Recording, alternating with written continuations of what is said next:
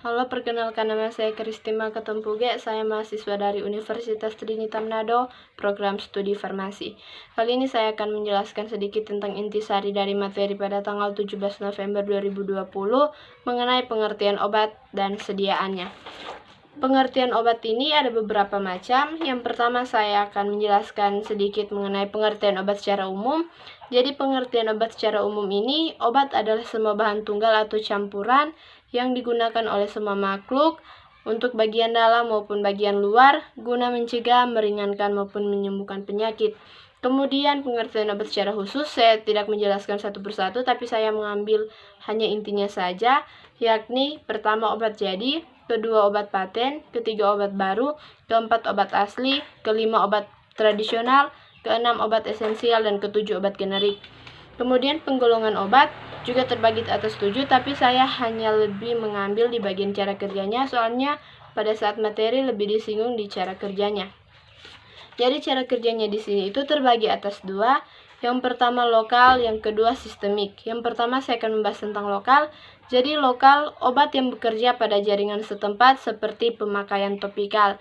Contoh dari lokal ini yakni salep atau tetes mata. Jadi tetes mata ini atau salep hanya bekerja di bagian mata saja, atau bekerja pada jaringan setempat seperti pemakaian topikal. Kemudian yang kedua sistemik, obat yang didistribusikan ke seluruh tubuh melalui oral. Jadi yang dimaksud dengan sistemik, obat yang didistribusikan ke seluruh tubuh melalui oral ini contohnya seperti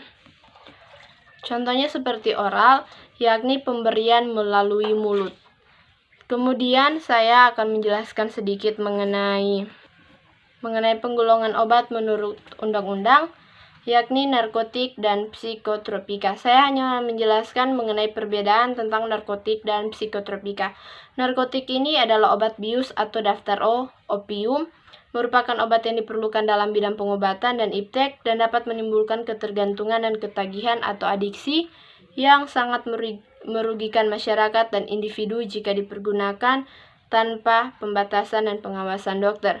Kemudian kalau untuk psikotropika, obat berbahaya, merupakan obat yang mempengaruhi proses mental, merangsang atau menenangkan, mengubah pikiran, perasaan atau kelakuan seseorang atau orang, misalnya golongan ekstasi.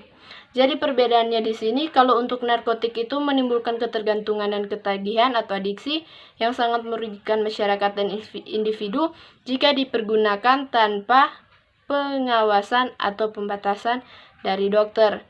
Kemudian kalau untuk psikotropika ini, dia lebih merangsang atau menenangkan, mengubah pikiran, perasaan atau kelakuan seseorang. Kemudian saya akan membahas sedikit mengenai suppositoria. Rektal adalah bentuk obat padat yang dimasukkan ke dalam rektum, sebuah area dalam usus besar sebelum anus. Jadi suppositoria ini bertindak secara sistemik atau sebagai alternatif dari obat-obat oral, misalnya ketika seorang tidak mampu mengonsumsi obat melalui mulut. Selanjutnya mengenai suntik, jadi di materi ini lebih juga diarahkan ke suntik, cara kerja dari suntik lokal atau sistemik. Jadi di sini saya menjawab suntik itu penggunaannya adalah lokal karena sudah dijelaskan lokal adalah obat yang bekerja pada jaringan setempat seperti pemakaian topikal. Jadi kalau menurut saya jarum suntik itu bekerja melalui lokal. Tapi belum disimpulkan juga kalau jarum suntik itu bekerja lokal maupun sistemik. Itulah intisari dari materi pada tanggal 17 November